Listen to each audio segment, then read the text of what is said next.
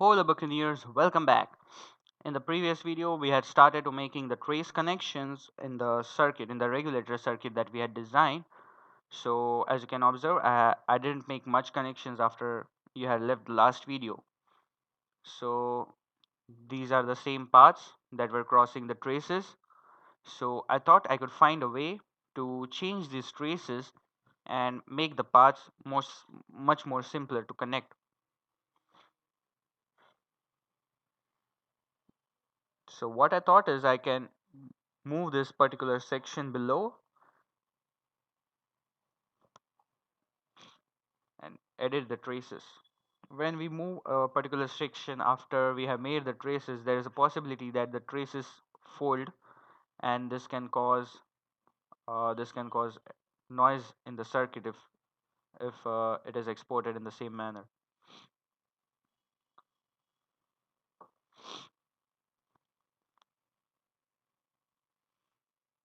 Wait, what was the path that I was going to take? Oh my god.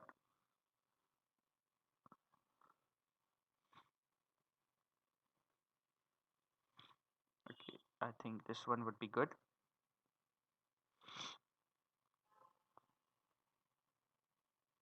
Okay, so as you can see, once I click on a pin, it shows the various other pins that are connected or various other paths that are highlighted. So over here we can see the gap is very less between these two traces. So it would be good if I can modify this path a bit, just a bit.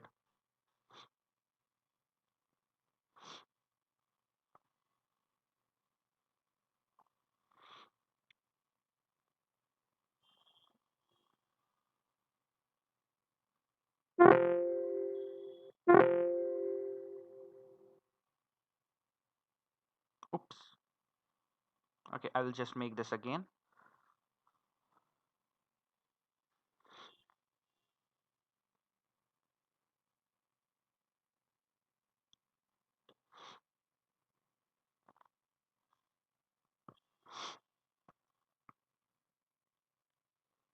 Okay, so this has reduced the interference that might have occurred.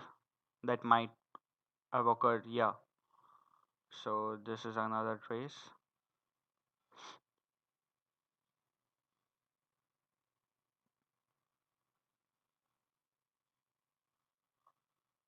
mm, Designing the traces in the circuit is just like solving a puzzle.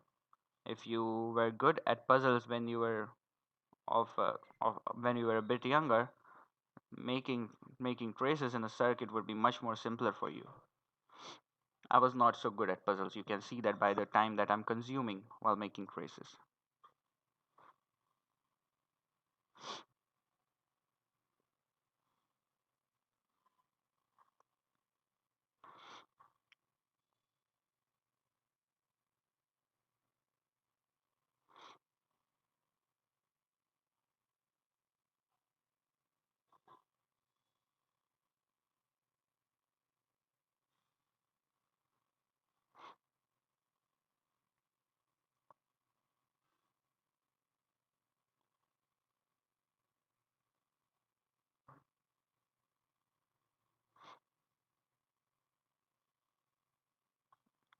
So this one is a power trace. I would suggest not to make a power trace from very minute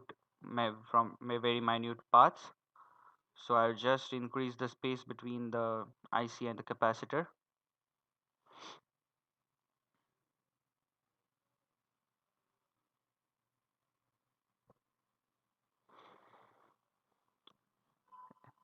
Even this much space is a bit too risky to keep, but looks like we have no other option.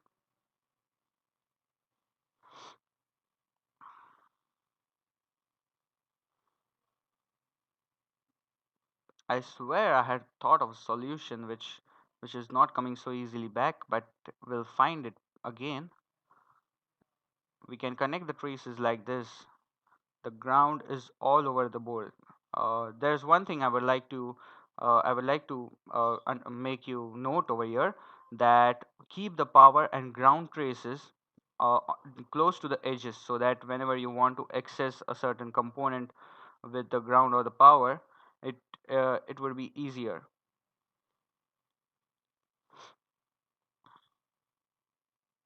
If the ground and the power traces are inside, or the center of the circuit, it will be a bit difficult to access.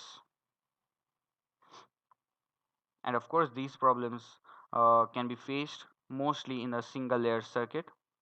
When you make a multi-layer PCB, most of these problems are nullified.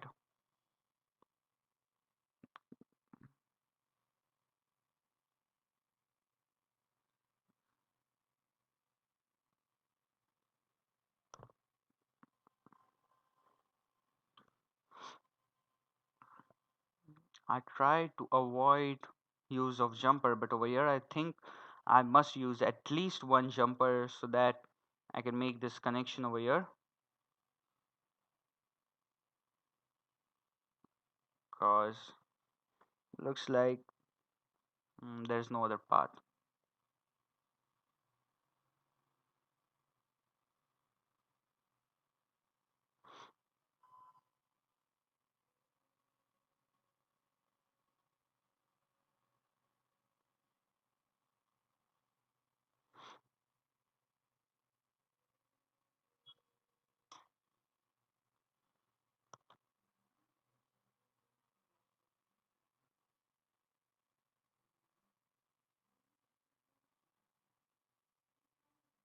So this is the link 20.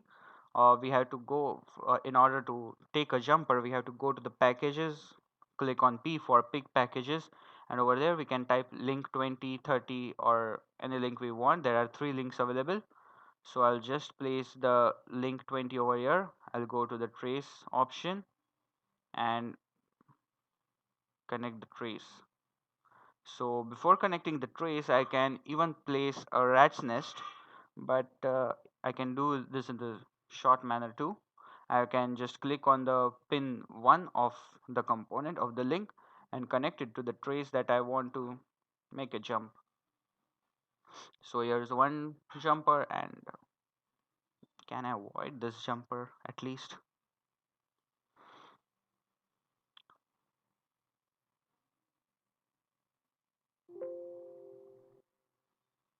Oops.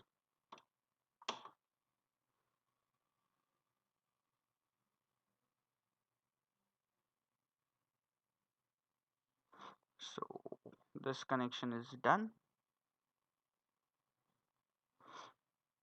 Now oh, just one missing path.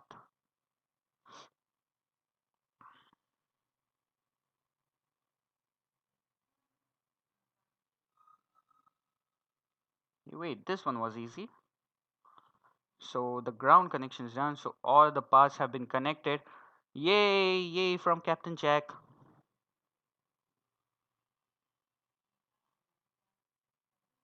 You have done it. You have done it. At least one thing you are good at.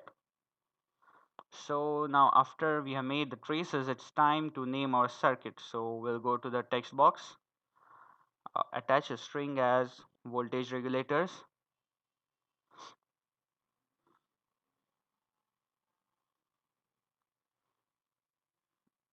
We can change the layer to silk.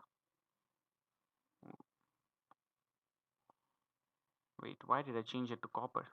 Okay, forget that. When we are placing the names at the bottom of the board, it is necessary to X mirror the names. I just change the font style so that the name can fit on the board.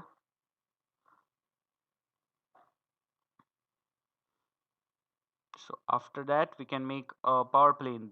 To learn more about power planes, you can access to the theory lecture about the power planes that I have made. So I will just make this power plane as ground is equals to power. I'll change the layer over here. Instead of bottom copper, I want a bottom silk over here. So we can go to the 3D visualizer and we can view our circuit. So it looks so good, right? The traces, the ground plane, everything. So this is how our name would look on a circuit. So after we have named our circuit, after we have connected the traces and so on, now the final thing remains is the 3D models for the devices. Now if we want to visualize how our circuit would look with the components placed, you can see that there are no 3D models for the T blocks, for the terminal blocks. So in the next video we'll see how we can add the CAD models to these components. So fellas, stay tuned.